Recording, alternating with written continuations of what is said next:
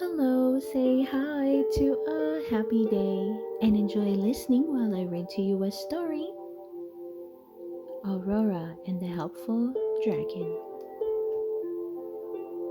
I'll race you to the lookout point, Princess Aurora called to Prince Philip as they galloped through the forest one sunny morning. She sped away on her horse, Buttercup, but Prince Philippe close behind. As they rounded a bend, a small dragon popped out from behind a tree. The prince and the princess went to it at once. The little dragon said softly, "Grr." "Oh, he's so cute," Aurora exclaimed.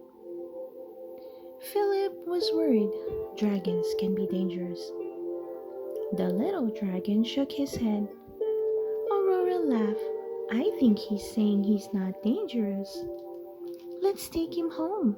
I'm going to call him Crackle." "He does seem like a harmless little fellow," Philip agreed. Aurora picked up Crackle, but Buttercup was afraid. He tossed his mane and pawed the ground.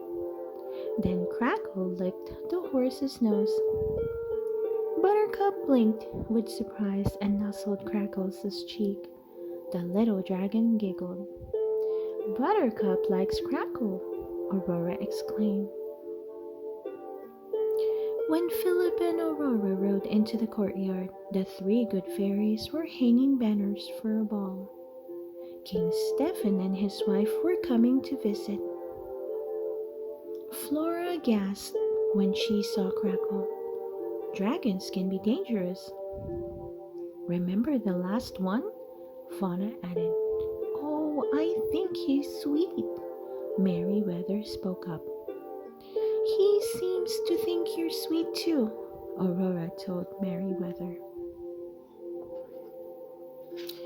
Just then, Crackle noticed a kitten in a basket of yarn. Crackle listened to it purring. Then he scrunched up his mouth and closed his eyes. He tried to purr.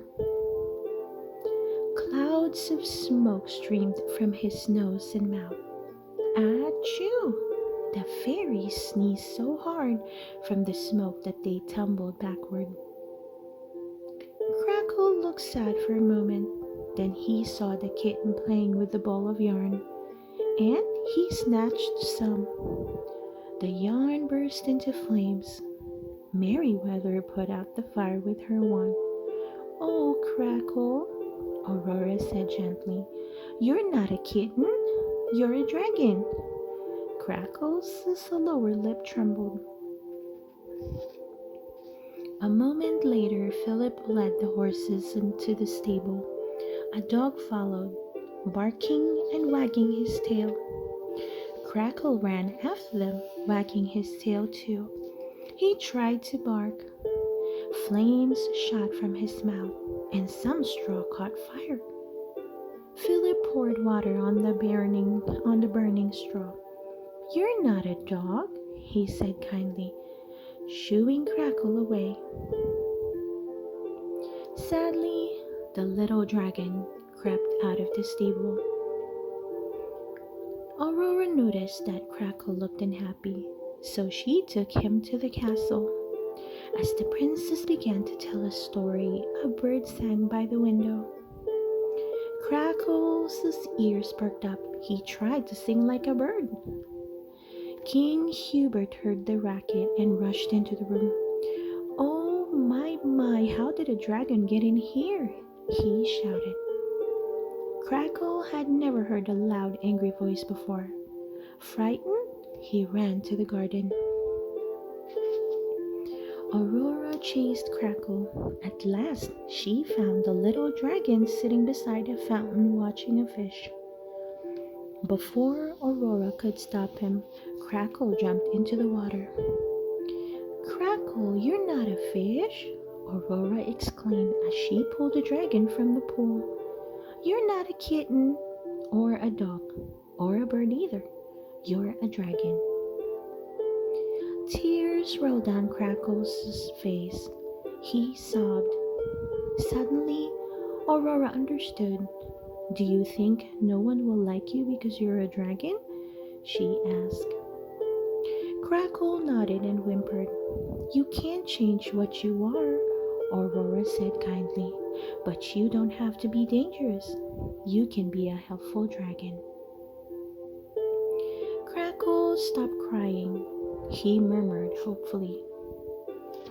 Before Aurora could answer, thunder boomed and dark clouds covered the sky. As Aurora and Crackle ran back to the castle, rain began to pour down. Everyone was gathered in the grand hallway watching the storm. I'm afraid King Stephen and the Queen might lose their way, Prince Philip said concerned. Aurora looked at Crackle. Do you want to show everyone that you're a kind, brave dragon? She asked. Crackle exclaimed enthusiastically. Fly to the top of the highest tower, Aurora instructed.